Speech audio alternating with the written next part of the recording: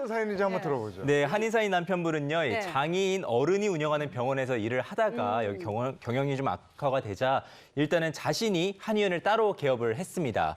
그런데 이때부터 남편은요, 한의원에서 번 수입과 지출을 아내에게 비밀로 하기 시작했고요. 생활비도 일정하게 주지 않았습니다. 아유. 이렇게 아내를 철저히 무시를 하면서 자신의 수입은 본인의 어머니가 관리를 하도록 하게 했는데요. 이에 화가 난 아내는요, 이 남편에게 이혼과 위자료 청구 소송을 냈고요. 시어머니에게도 남편의 수익을 빼돌려서 부동산을 샀다면서 위자료 2,500만 원을 청구하는 소송을 낸 사건입니다. 경제적인 건 어머니하고 상의하고. 아. 근데 네. 실제로 진짜 가정 꾸려 나가는 거, 내조하는 건 다 아내 역할이잖아요. 그렇죠. 자, 이거 한번 알아보죠. 수입과 지출을 숨긴 네. 남편에게 위자료 청구를 할 수 있으면 O, 아니라면 X예요. 하나, 둘, 셋, 들어주세요.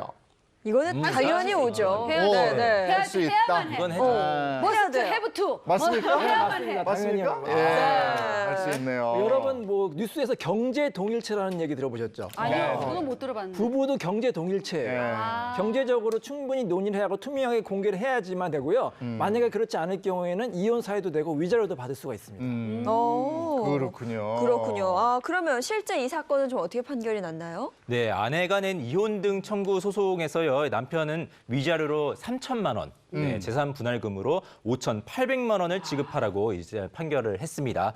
재판부는요, 이렇게 밝혔는데요, 이 부인에게도 남편의 경제적 상황을 이해하려는 노력을 소홀히 한 잘못이 있기는 하지만 근본적으로 이 남편이 한의원의 재정 상황을 알리지 않고 단독으로 수익금을 관리를 하면서 이제 아내를 경제적으로 소외를 시켰기 때문이라면서 남편은 위자료를 지급할 의무가 있다 이렇게 판결을 했습니다.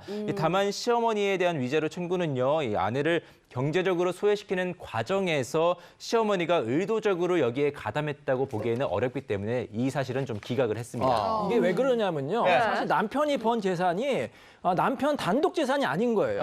아내가 내조를 했기 때문에 어차피 이혼하게 될 경우에는 공동 재산으로 나눌 수밖에 없거든요. 그러니까 부부 공동 재산이니까 아내는 당연히 요구할 수가 있는 거예요. 그거 좀 보여달라. 그거를 숨기는 경우에는 역시 이혼 사유가 된다는 그런 판결이죠. 네. 박소림 씨는 집에서 경제권 누가 가지고 있습니까? 아니, 남편이 다 해요. 관리 다 하는데 우와. 비밀 이런 것도 없고 뭐 네. 숨기고 몰래 뭐 했다 그러면 뭐 뼈도 국물도 없지. 아니, 근데 요즘에는 맞벌이 부부가 이제 추세잖아요. 네. 그러면서 각자의 그 돈 관리는 각자가 하고 맞아요. 공동 경비를 이렇게 서로 얼마를 내서 하더라고요. 그러니까 네. 연봉이 얼마인지 모르는 경우도 많더라고요. 그렇구나. 근데 제가 아는 경우는 정말 남편이 너무 짠돌이래요. 네. 그러니까 그 흔한 외식하면 못하고 알뜰살뜰 그렇게 살아오는데 은행 한번 대출 받으러 갔는데 남편이 연봉이 5천만 원 이상 돼서 네. 저금리 대출이 안 된대요. 그때 근데 한 부인은 거야? 몰랐던 거예요. 근데 남편은 그냥 펑펑 쓰고 다녔고 네. 몰래. 근데 이런 것도 이혼 사유에 들어가지 않을까요? 네, 요즘에 아주 많이 늘어나는 그 대표적인 이혼 사유가 되는데요. 네. 이게 어떻게 보면 경제권 독점이라고도 볼 수 있고, 그래서 배우자에 대한 심히 부당한 대우라고도 볼 수 있고요. 아니면은 혼인을 지속할 수 없는 아주 중대한 사유가 될 수도 있습니다.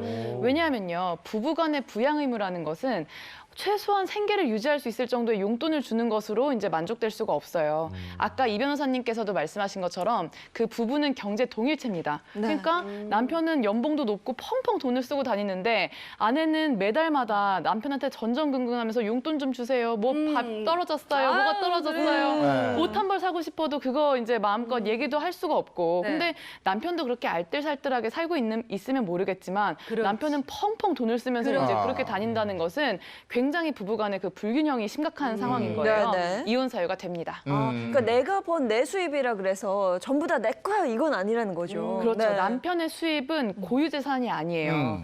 그 부인과의 공동 재산인 거예요. 그렇기 때문에 이것에 대한 이제 인식이 되게 부족한 경우가 많습니다. 특히 남편이 고소득자인 경우에 아내가 내 덕에 이렇게 잘 살고 있다고 생각을 하거든요. 그러면서 이제 계속 아내는 힘들어지고 남편은 계속 또 이제 자만심이 많아지고 이러다가 이혼하시는 분들이 많습니다. 실제로 이런 아내분들은 재산 분할도 굉장히 많이 가져가게 되시고요.